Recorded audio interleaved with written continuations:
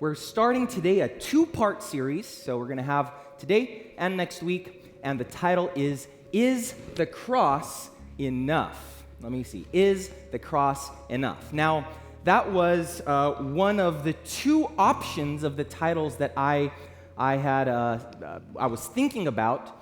The other title was The Injustice of God. So I thought that would be maybe a little too controversial.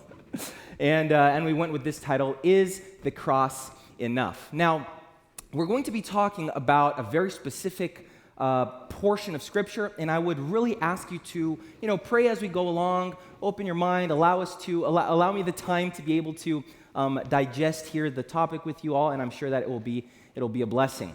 Now, I was not able to have the little piece of paper prepared. I wanted to bring a little piece of paper. It's actually right now just being printed in the office.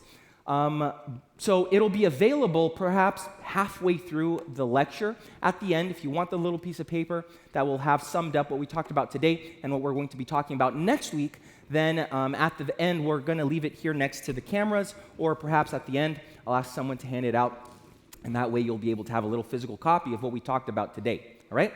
So in any case, today we're going to start by talking a little bit about the sanctuary. The sanctuary. When you think about the sanctuary, what comes to mind? Usually what comes to mind when you hear this word, the sanctuary, depending who you are, depending your background, depending, what your experience with Christianity is, or your experience with Adventism is, or your experience with the Bible is, you're going to think about different things, right? To some more, in-depth Adventists, perhaps 1844 comes to mind.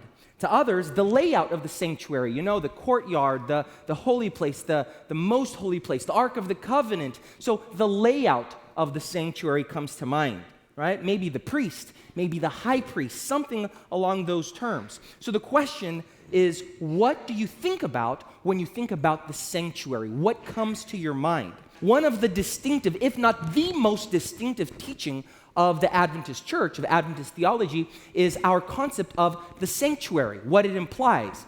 You see, to most Christians, the sanctuary is something that is left behind in the Old Testament. It's already been fulfilled. It's already been basically invalidated because Jesus died on the cross, and so everything pertaining to that whole reality, it's left behind. But Adventists believe that there is a future, a present and a future, more glorious application to this truth. How does the sanctuary benefit me today? How does it help me today? If that question were asked to you, what would you say? As I said, we are very accustomed to speak of the doctrine of the sanctuary in the terms of chronology, dates and events and, the prophecies of Daniel chapter 8 and chapter 9 and Revelation chapter 10. And so we're very used to talking about it in the terms of chronology and in the terms of the ritual itself, right? You had the sacrifices, you had the feast days, you had the major feast days, the minor feast days. You had all of these things happening and going around, but we can still ask, how does this affect me today? How does this affect me today? And so today what we're covering is the cross and the sanctuary. Do we really need both of them? Do we need the cross and the sanctuary, or is the cross enough? Is just the cross, what the cross did and accomplished, does that accomplish everything that we need in order to be saved, in order to understand salvation? Right? That's what we're going to be talking about today. Now, 5 years ago, a man named Desmond Ford, he passed away in Australia. So who was Desmond Ford? He was a former Seventh-day Adventist pastor, theologian. He was born in Australia in 1929, and so he passed at the age of 90 years, 5 years ago. He was from an Anglican family. He became an Adventist in his youth, in the young years of his life. He was baptized in 1943, all right, 1943. And so he received his ministerial training in Australia, in Avondale, in 1950. He concluded his bachelor's degree in theology in 1958. He got a master's degree in theology, his MTH, in Washington in the year 1959. His first doctorate, his PhD at the University of Michigan in 1961. He concluded it in the topic of the New Testament, Paul's epistles. He then concluded a second doctorate in Manchester in 1972, And that was in the New Testament eschatology, and he was mentored by no one other than a man named Frederick Bruce, F.F. Bruce. This man, Frederick Bruce, was one of the greatest evangelical theologians of the past century, the second half of the last century. He was the author of numerous books, theological articles, a very conservative, when it comes to evangelical theology, a very conservative author. Now, Desmond Ford, he was a professor of theology at Avondale between 1961 and 1977. And then he received a call to work at the Pacific Union College, which is really close to us right here. It's about an hour away, PUC, where he taught for a few more years. Now, that's who he was. Those were the degrees. If we could talk a little bit about the years that he did he concluded his diplomas, his degrees, that's basically it. Now, ultimately, Desmond Ford opposed the doctrine of the investigative judgment. All right? And so those who are Adventists, who have a little bit of Adventist background, you've heard this term before. Sometimes it's called pre-Advent judgment. I prefer the term investigative judgment. I believe that both, understood correctly, they'll mean the same thing. But he opposed this doctrine of the investigative judgment. Now, this whole thing, investigative judgment, how many have heard that term before? All right, the majority of you have heard that term before. It's a fairly complicated topic. Right? When you ask most Adventists, well, what is this investigative judgment? They'll be like, well, there's some kind of investigation, and it has to do with judgment somewhere. I think it has to do with heaven. So I know that was my answer for a long time until I was able to understand this a little bit better. But ultimately, Ford, he opposed this doctrine, and we're going to talk about it in part 2 next week.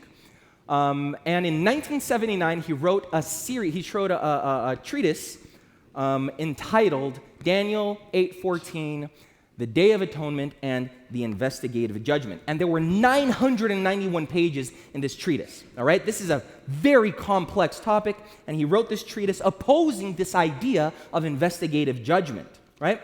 And in this material, he defended basically 3 things. He defended that the atonement was complete at the cross. It finished. It was done at the cross. Secondly, he made the argument that 1844 is a fictitious date, right? If you are new to Adventist theology, if you're new to the Adventist church, you're coming here for the first time, this is going to be a little bit overwhelming, but be patient because it is going to make sense. I promise you this, all right? For those of you who know what I'm talking about here, then this already starts to sound very serious, right? In 1844, or he made the argument that 1844 was a fictitious date, and that the doctrine of the investigative judgment compromises the assurance of salvation by God's grace apart from good works. So this was the central thesis of the nearly 1,000-page long treatise published in 1979. Then a meeting was scheduled where he was given the opportunity to defend his arguments in front of a plethora of Adventist theologians. And so they went and he argued out his, basically those 3 things. And there's a lot more involved, but he argued out these 3 things.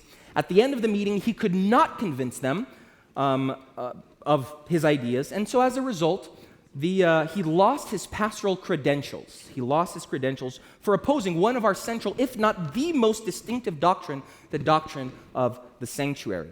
And he ended up developing this parallel ministry, this non-denominational ministry that was called Good News Unlimited. Good News Unlimited. And he had some congregations. He had several followers, several congregations here in the U.S., in Australia, Oceania, really, New Zealand, Australia. He continued publishing, writing, and finally in 2001, he requested his disassociation. He asked for his membership to be dropped as a member of the Adventist Church. And finally, he passed away in the year 2019, as I mentioned, March 11 of 2019. Now, one of his last books, and this is where we're going to start digging in one of his last books, which was called Right with God Right Now, that was published in 1999, Dr. Ford, he primarily works with the text of Romans chapter 3, verse 21 through 26. And his idea is essentially the same as that 1,000-long page manuscript of the late 1970s. And basically, in that book, Right with God Right Now, he's defending the idea that atonement was completed at the cross. Everything was done, was completed at the cross. Everything. And so, with that, we don't need a sanctuary. Because everything is done, everything is completed on the cross, we don't really need a sanctuary for anything. The cross, he argues in this book, is necessary because of God's divine justice. After all, God cannot forgive sin arbitrarily, can he? Can God just go out handing out forgiveness arbitrarily, like you're forgiven, everyone's forgiven, without anything else being required? So his argument is that the cross is all that God required to hand out or to forgive, to hand out forgiveness, right? So in that context, we don't need a sanctuary. We don't need 1844. We don't need an investigative judgment. We don't need anything of that. Salvation, total and definitive purification of sin, is completed. It's done at the cross. So much so that on page 55 of his book, he wrote the following. He said, "The old Day of Atonement does not refer to the 19th century," and so I put the year there, but he's referring to 1844, right? He says, "The old Day of Atonement does not refer to the 19th century. It points to the cross of Christ. It was there that the final and complete atonement was made. Calvary was the only place of complete atonement. We look only to Calvary, not to a man-made event or date." That's what he says on page 55 of his book. And so this interpretation, of course, friends, it undermines the distinction between the two phases of the sanctuary ritual. When you go to the Old Testament, and we're going to talk about this later on in depth, when you go to the Old Testament, you'll see that if you remove everything, all right, if the sanctuary is a complex, whole thing to you, and you don't really know what's going on, you need to understand two things. The sanctuary ritual was made up of two phases. You had the daily sacrifice, the daily phase, where every day the sinner would bring the little lamb, and the lamb would be slain, and the sins would then be passed on to the lamb. The lamb, through his blood, would then pass on the guilt to the sanctuary. You had one of these sacrifices that was made in the morning, another one of these sacrifices that was made at night. In essence, let's just leave it at that for now. That's the daily phase. The Levites, the Levitical priests, they would come in and they would intercede along with the people, for the people, before them with God, and they would help them with all of these rituals and the sacrifices and so on. That's the daily ritual. And then you have the second phase, which was completed at the end of the year in the Day of Atonement, another topic that we're going to cover throughout this two-part series. And so in his argument, the distinction between these two phases, it completely disappears. There is no distinction.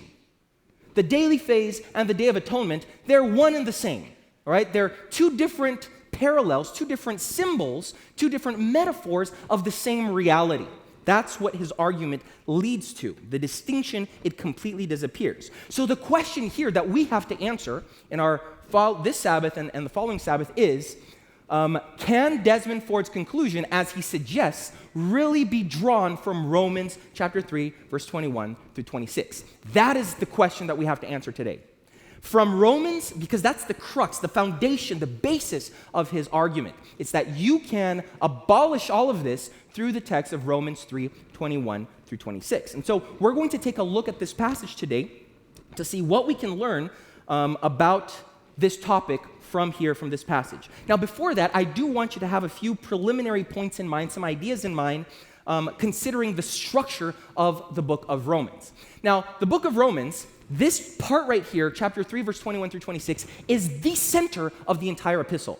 If you could say that Romans has the most important part, it has the part that answers everything, it's Romans chapter 3, verse 21 through 26.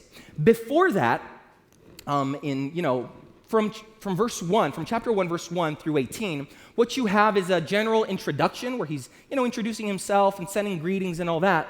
But then from chapter 1, verse 18 through 3:20, what Paul does is that he reveals the reality of the universality of sin. Sin is universal. Sin is everywhere. Right? This is what he does. The book of Romans is very well structured, thematically structured. So differently from all the other letters of Paul, where he's kind of writing, it's not really at random, but he's just writing. He's not really, there is an organization, but it's not as well structured as Romans. Romans is an extremely well organized and structured book. It's more of a treatise, really, if you look at it. And so Romans chapter 3, verse 21 through 26 is actually the center of it all, right? And so he begins his theological argument here in Romans 1:18, and until the end of 3:20, as I was already saying, he talks about the sin, about the problem of sin, right? Before he talks about the divine solution, before he talks about what God provided, what God did, Paul talks about the problem, right? The problem. And what he says is that we are all irremediably sinners, all of us. This is the reality of the universality of sin. Note that he spends 2 whole chapters talking about sin, laying out how bad it is, how universal it is, how it affects all of us, all of us. He spends 2 chapters. And the truth, friends, is that until we understand exactly, unless we understand the evil that afflicts us, the depth, sometimes we have this tendency of oversimplifying sin. We don't really understand it. We think, as Adventists, if you ask any typical Adventist, what is sin? They'll give you one answer. Sin is what? Transgression of the law. And that's a good answer. That's a biblical answer. It's laid out there in the letter of John. But it's not only that. There is a lot more. The Bible has 11 separate verses that define sin. 11, and they're not synonymous. So sin is a very deep, there's a field of theology that studies this topic. It's called hamartiology. It's the study of sin. Hamartolos is the word for sin in Greek. And so it's a deep concept. And we see here in the letter of Romans, the Apostle Paul, he is attacking this reality. He is laying it out with all its colors, with all its letters, with all its numbers. He's making it crystal clear that sin is a very, very serious problem. So that's what he does for these 2 chapters, right? That's why he's talking about sin. But then, and today we're not really talking about that, then in chapter 3, verse 21 through 26, we have God's solution. We have the divine solution to the problem of sin. What did God do? How did God answer this huge problem that had arisen in his universe? Well, Paul makes it very clear in the first part that the problem of sin is insoluble. It's insoluble from a human perspective. There is nothing, absolutely nothing, that we can do of ourselves, from ourselves, about sin. He makes this very clear. Again, he writes it with all the letters of the alphabet, with different emphases, with different figures and metaphors. Both Jews and Gentiles, all are under sin. There is no one righteous. No, not one. All have sinned and fall short of the glory of God. That's what the Apostle Paul is saying here. But then he presents the divine solution. And that solution appears here in Romans chapter 3, verse 21 through 26. And that's where we're going to concentrate our time throughout the next 30 minutes. Okay? I want to read this text with you all. Look at what it says. But now, the righteousness of God, apart from the law, is revealed, being witnessed by the law and the prophets, even the righteousness of God through faith in Jesus Christ to all and on all who believe.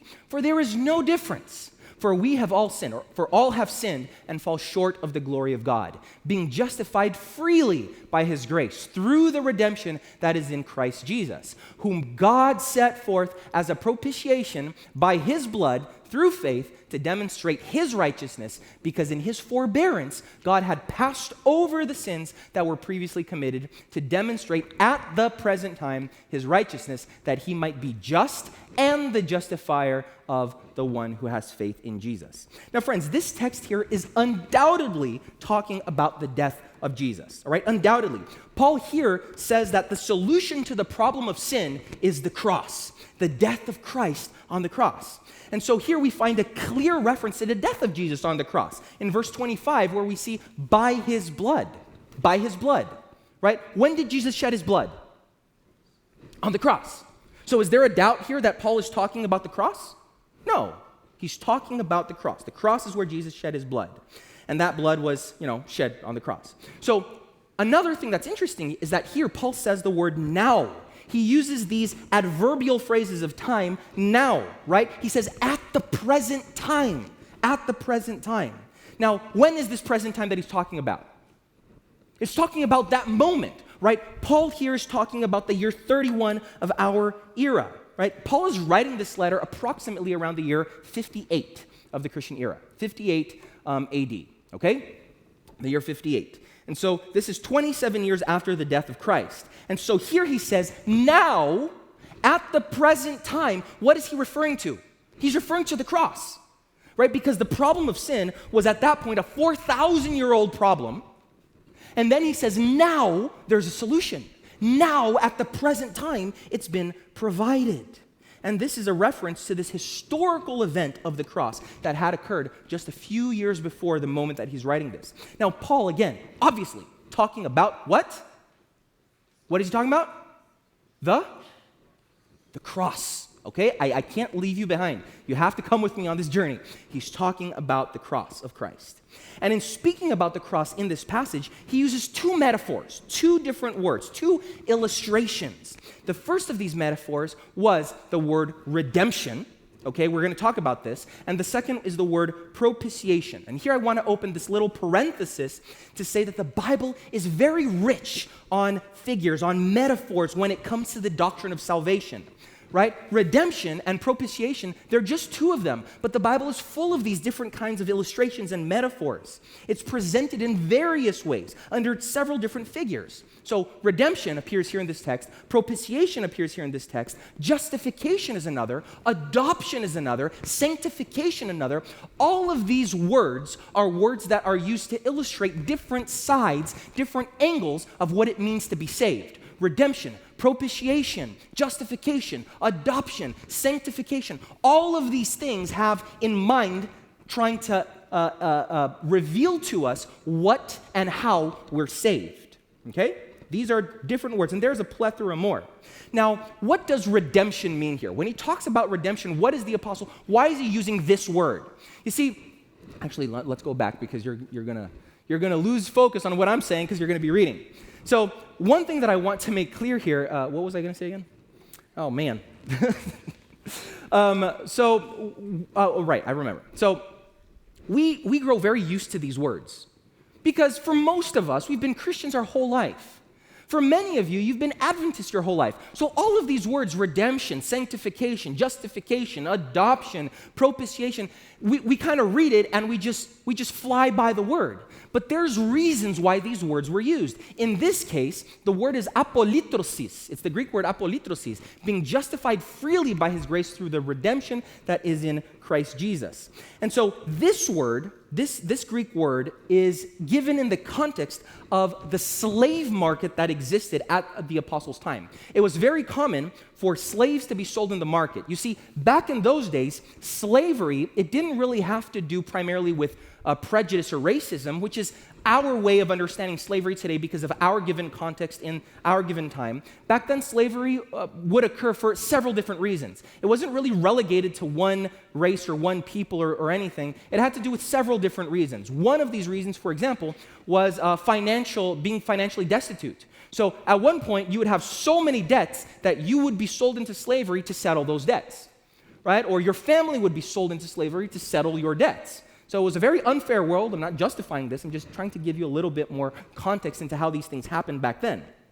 But a slave could be apolitrosis. A slave could be redeemed from his function by paying the cost, right? The slave costs so much, right? Here you have the auction happening, and the slave costs so much, and people would be, they would be putting up their little plaques or whatever, calling out the price they would be giving to the slave. And so they could then pay for the slave, but you didn't have to necessarily keep the slave. You could redeem him. You could free him. So let's say that I am being sold in an auction as a slave. I had a lot of debts. And my good friend Gage right there, all right, really good friend of mine, Gage, he is a man of means. And so he comes to the auction, he sees my predicament, and he pays. He does apolitrosis. All right, he pays the price, and he says, buddy, you're free. And then I'm free. Apolitrosis, redemption. I was redeemed by my friend. That's why the apostle uses this word right here. Redemption, it goes back to the slave market. When it uses this word, it evokes the context of the slave market. The price of the slave is paid, and he is then set free. What did Jesus do on the cross? He paid. Apolitrosis, redemption. He set us free. It's a metaphor. The other metaphor that's used is the word propitiation. The Greek word here is hilasterion, right? And we find that in verse 25. It says, whom God set forth as a propitiation by his blood through faith to demonstrate his righteousness, because in his forbearance, God had passed over the sins that were previously committed, right? So how does this word, the the word hilasterion, it's used in the context of pagan religions. So what you would have is one of these pagan gods, they were elemental gods, they were local gods, and they would get angry, wrathful with the human family, and they would send a earthquake or a tornado or a drought or anything like that. And so people, they would provide a hilasterion. They would provide a propitiation in order to appease that god. In order to appease that god. That's the context of the word propitiation. It's appeasing a wrathful god. Now, of course, we don't believe in that. The idea of hilasterion in the terms of us appeasing a wrathful God, that's not the biblical notion, the biblical idea, right? That's not why Paul is using this language. The idea of propitiation that Paul is using, he's trying to communicate that the death of Christ satisfies the justice of God. So God is just, correct? God is righteous, correct? And so the reality of sin is that God's justice, it demands an answer. And what the text is saying, what Paul is saying, is that Christ, as the hilasterion, as the propitiation, he satisfies the justice of God. Did that make sense? It's not appeasing a wrathful God, but God is a just God. His justice needs to be answered. And Jesus' death on the cross, it satisfies God's justice. God can't just pat someone on the head and say, it's okay, you did horrible things, you did vile things, but it's okay, don't worry, I'll forgive you, I'll save you anyway. That's not the way that it works. There's something that needed to happen. There was a price that needed to be paid. Justice requires an answer. But Jesus, as our substitute, he answers, he satisfies that requirement.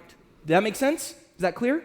That's why the word hilasterion, that's why the word propitiation is used right here. After all, God is the one that said that in the day that you eat of this fruit, you will die. The soul that sinneth shall perish. So that's the reality of sin right here. It's the standard of divine justice. God cannot just pat the sinner on the head and say, it's okay, don't worry. There needs to be something more. There needs to be an answer to God's justice. His justice needs to be satisfied for the sinner to be saved. The price needs to be paid. The blood needs to be shed. Now that might seem very bloodthirsty, but it's the reality of Scripture. It's the seriousness of sin. That's why the apostle went 2 whole chapters laying out how serious this problem is, the problem of sin. Jesus is the propitiation that was provided. He is the sacrificial lamb. In the Old Testament, you find the sacrificial lamb, and Jesus is the Lamb of God that takes away the sin of the world. The perfect sacrifice that satisfies the justice of God so that he can finally save. Paul uses this metaphor of propitiation several times in his writings. Now, let's talk a little bit about the justice of God. The justice of God, the righteousness of God. In this passage, Paul refers to the justice, the righteousness of God 4 times. 2 times in the beginning of the text and 2 times in the latter part. You'll see it 1 time in verse 21, then in 22, then in 25, and then in 26. What's the meaning? What's happening? What is this justice or this righteousness of God that appears 4 times here in this passage? Really what you have are two Greek terms. You have dikaiosini theou and dikaiosini outou, right? Dikaiosini theou appears in the first 2 verses, and dikaiosini outou appears in the latter 2 verses. All right? That's what's going on. Let's read them right here. All right? But now, the righteousness of God, apart from the law, is revealed, being witnessed by the law and the prophets, even the righteousness of God through faith in Jesus Christ to all and on all who believe. For there is no difference, for all have sinned and fall short of the glory of God, being justified freely by his grace through the redemption that is through Christ Jesus. And then you have the latter 2 moments where whom God set forth as a propitiation by his blood, through faith, to demonstrate his righteousness, because in his forbearance God had passed over the sins that were previously committed, to demonstrate at the present time his righteousness, that he might be just and the justifier of the one who has faith in Jesus Christ. 4 times the expression appears, the righteousness of God, or his righteousness. Now, what do these expressions mean here in Romans 3:21 through 26? There are 2 possibilities. There's 2 meanings, really. The first is righteousness as a gift. Righteousness as a gift. It's something that God is giving, something that he's offering to people, right? The righteousness that comes from God. It means that all have sinned and therefore fall short of the glory of God. All are unrighteous, but God will not admit any unrighteous person into heaven. Will God admit any unrighteous person into heaven? Will he? No. So then how does God save people? He declares them righteous. We say that he imputes his justice. He imputes his righteousness. He grants it. He gives it. That's dikaiosini teu, God's righteousness as a gift. He's giving it. He's imputing it. The moment that you believe, the moment that you accept it, he declares that you are righteous. Right? That's what God's gift is here. The righteousness of God as a gift. It's the righteousness that comes from him, and that he offers, that he gives to those who believes. Now, another understanding, the other text, which is dikaiosini autou, what it means is his righteousness. Okay? And what that means is that it appears as an attribute of God. At this point, it's not God's gift, it's not his present that he's giving. This is a description of God himself. It's saying that God is righteous. God is just. It's an attribute, a quality of God. Did that make sense?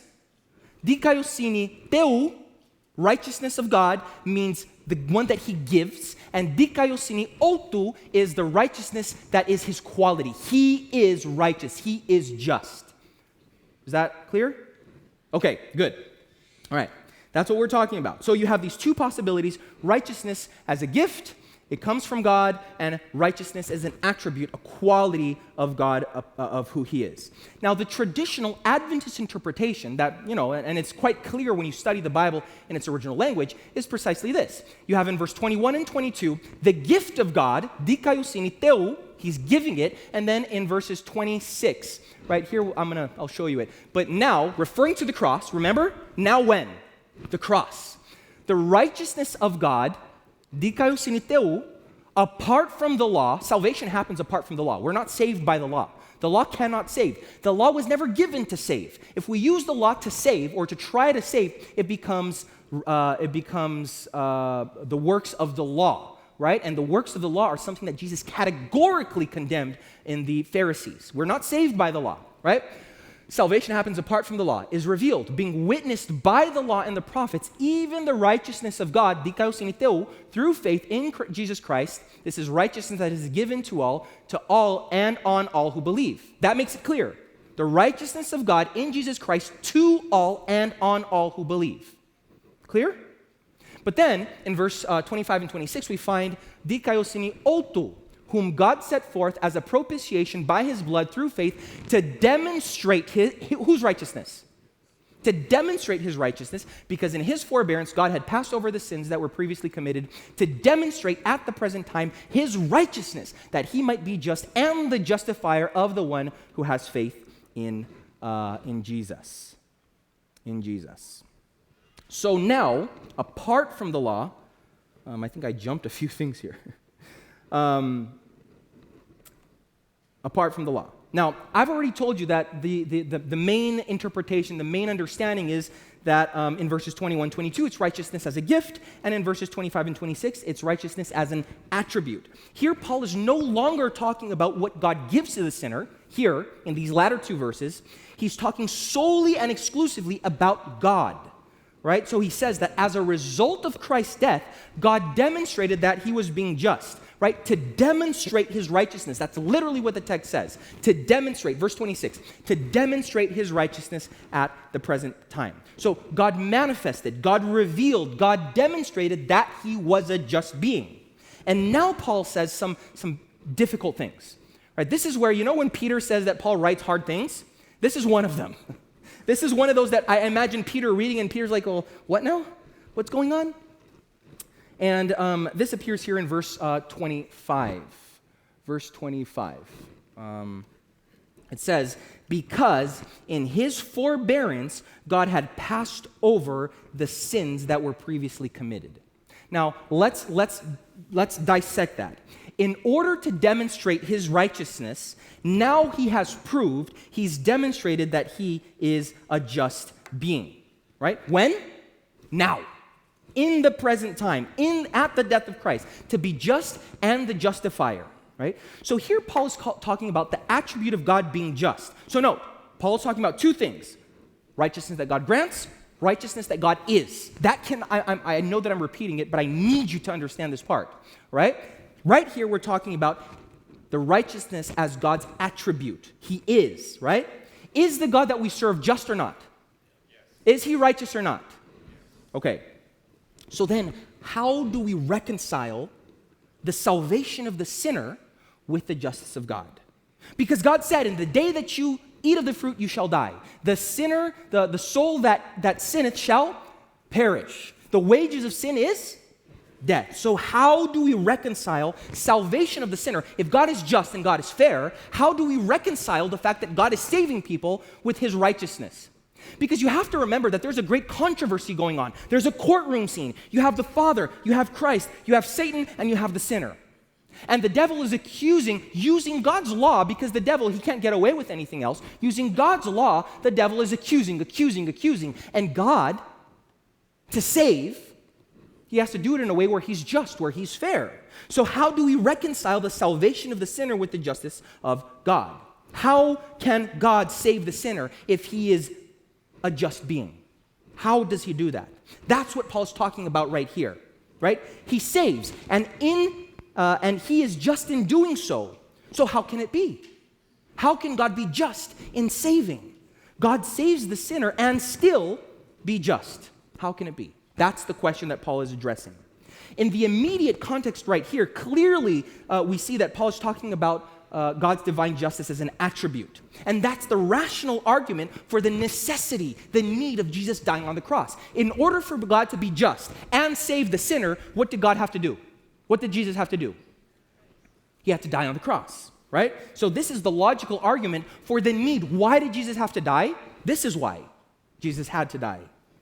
And so, as I've already told you, God cannot simply save.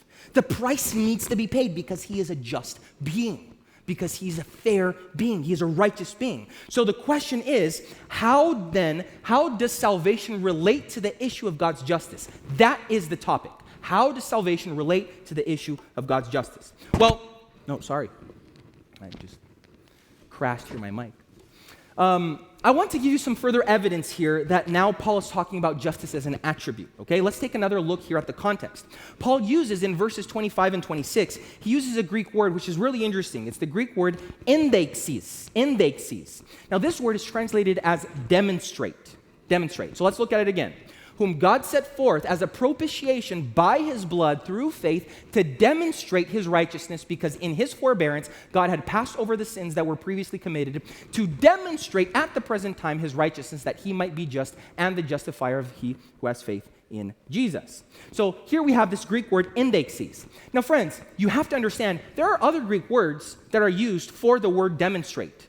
There are other Greek words. For example, you have the verb phanedo, which means to manifest, to reveal, to make known. Another word that's used is the word apocalypto, right? That's where we get the word revelation from, apocalypsis. That's where it comes from.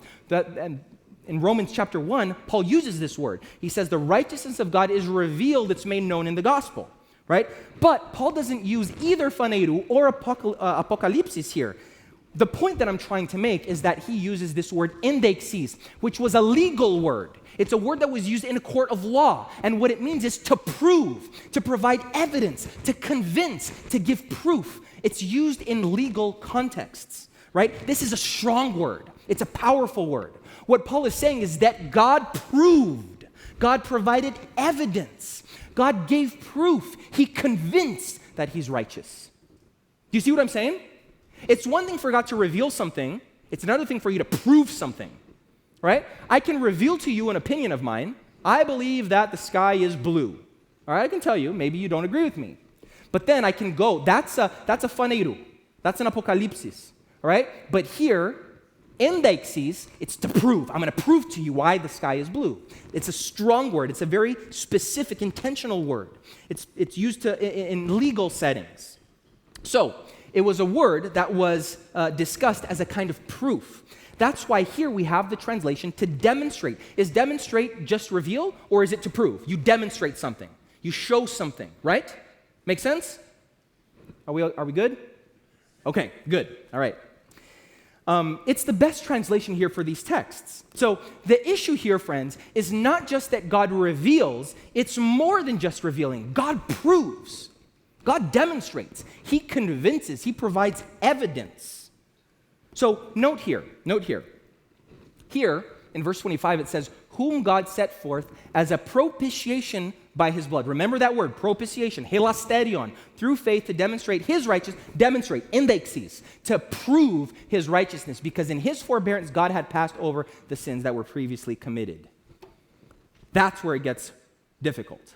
To demonstrate at the present time his righteousness, that he might be made the justifier of the one who has faith, just and a justifier of he who believes.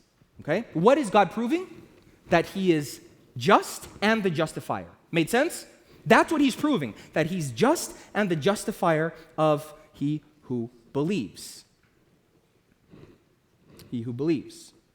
Now, we have another word that appears here that's really interesting, which is the word forbearance. It's used here in verse 25. It's the Greek word anoki, right? Take a look at this. Forbearance, whom God set forth as a propitiation, hilasterion, by his blood through faith, to endexes, to prove his righteousness, because in his forbearance, in his anoki, God had passed over the sins that were previously committed. Now, let me add another expression, and here I'm trying to paint a picture to you all, okay? Another word. There, the term passed over is the word paresis. And what paresis means is voluntary condescension. It's leniency, to overlook, to leave unpunished, to close one's eyes. Literally what the text is saying is that when people sinned in Old Testament times, God did this. That's what paresis and anoke means. In his forbearance, God did this. He closed his eyes to these sins. That's what the text is literally saying. And at that point, things get complicated. Things get hard. Because God here, he's leaving these sins unpunished. He's closing his eyes. Here we're talking about the death of Jesus, whom God set forth as the propitiation by his blood through faith to demonstrate his righteousness, because in his forbearance, God had passed over the sins that were previously committed. Friends, this text here is mind-blowing. I'm trying to make it as mind-blowing as I can. Here he's proving his justice because back in the day, he had closed his eyes to sin. Do you see the contrast? Do you see the difficulty of this text? God closed his eyes to sin, and yet God is just. How can that be? What do you call a judge who is judging someone, but then when the person's guilt is proven, the judge goes like this? What do you call that kind of judge? A what? Dirty judge. Why do you think God needs to indexes his justice? Why does God have to prove that he's just? Because it could be argued that in the Old Testament, God was being unfair. He was closing his eyes. That's what the text is saying, that God left sins unpunished. He's leaving sin unpunished. Friends, it doesn't align with God's justice. Leaving sins unpunished doesn't align with his justice. But that's why the apostle says that now he's proven his justice, because previously he had left sins unpunished. God closed his eyes to sin. God overlooked sin. It's something voluntary. Leaving sins unpunished is something contrary to God's moral nature. God doesn't leave sins unpunished. The Bible is very clear. God does not acquit the guilty. And I have to repeat this over and over again, because if you eat of the fruit, you will die. The soul that sinneth shall perish. The wages of sin is death. God does not just acquit the guilty. So this is God's moral standard. And that's why Paul says, now he proved his justice. Previously, God had left his sins unpunished. God closed his eyes to sin. It's leniency. God overlooked. It's something voluntary. Leaving sins unpunished is something contrary to God's moral nature, because God is just. So how do we reconcile this? Here, Paul is saying that Jesus is the propitiation, the hilasterion. Now he vindicates God's past actions. The verb vindicate, when we use that verb, it means to validate. It means to demonstrate that God was right. So when we see here that God is proving, he's giving evidence that he was fair, even in closing his eyes, that's what Paul is saying. So, to close, what Paul is saying is that Jesus' death, Jesus is the hilasterion, he's the hilasterion, and the propitiation, he satisfies God's justice. He now vindicates God's past saving actions. Again, the verb vindicate, it means to validate. It means to demonstrate that God was right. Now, the question is, in what way did God pass over sins? You know, an 11th century theologian named Anselm, he said something interesting. He said that God passed over sins in the past by not punishing. God passed over sins. What does it mean? When the Bible says that God, he closed his eyes, in his forbearance, he paresis, he closed his eyes, what does that mean? It means that he did what? Sins were committed. What's the wages of sin? But the text, what it's saying is that God did not punish. How does God close his eyes? How does God in his forbearance pass over? He doesn't punish. That's what that text means. In what way did God pass over the sins? He didn't punish. And here's the question. How then does the cross demonstrate God's justice in relation to the past unpunished sins? Something doesn't add up here. The math doesn't close. I hope you see the argument here. The math isn't closing. How does Jesus dying on the cross acquit the past sins? Because the sins still remain there. Jesus died, but if he didn't punish the sins, how Satan could still say, all right, you died, but they still sinned. They're still sinners. Something's not adding up here. And that's what we're going to answer next week. All right? So you can't miss out on next week, because next week we're going to go into it. I promise you, it's going to be a fun study. Next week, what we're talking about is precisely how we reconcile the cross, and what does the cross provide, what does it give us, and what does it not give us? Why do we need the sanctuary? Where does investigative judgment come into this whole thing? Next week is the week, all right? So I invite you to, at the end, I don't know, were the little papers handed out? They were. Wow, we have a really proactive, whoever did it, thank you so much. Very proactive. I don't even know who it was. Good job. Thank you. So if you didn't get the little piece of paper, find me at the end of the service. I could give you it. All right, next week we're coming back. Please pray for this, for next week's presentation. It's going to be, I hope, a very conclusive one. And I want to invite you to pray right now. Dear Lord, thank you so much for your blessings, for your love, for your guidance as we study this fairly dense topic, Lord, and this topic that is so important to us, for us to understand what was accomplished on the cross and what are you doing for us right now? What's going on right now? Please, Father, grant us the insight, the knowledge, the patience to understand these things. Bless your children here that are at church today for worship. Bless those who are at home. I ask in Jesus' precious name, amen.